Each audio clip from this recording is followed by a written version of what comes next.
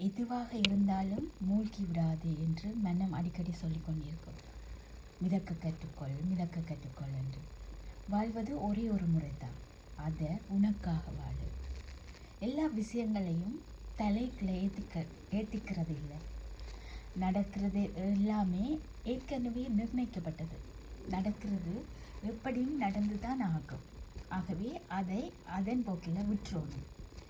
இப்போ ஒரு விஷயம் தப்பாக நடக்கிறது என்றால் எப்பவும் தப்பாக நடக்கணும் என்று இல்லை, நடக்க மாட்டுது. அடுத்து ஒரு நல்லது நடக்கும். அதற்காக நம்பிக்கையோடு காத்திருக்கணும். அதற்காக நமக்கு மனப்பொறுமை ரொம்ப ரொம்ப அவசியம். எம்மை நாம் ரசித்தாலோ தனிமையை ரசித்தாலோ தான் கண்டிப்பாக சந்தோஷமாக இருக்கலாம். இதை நான் பின்பற்றுறேன்.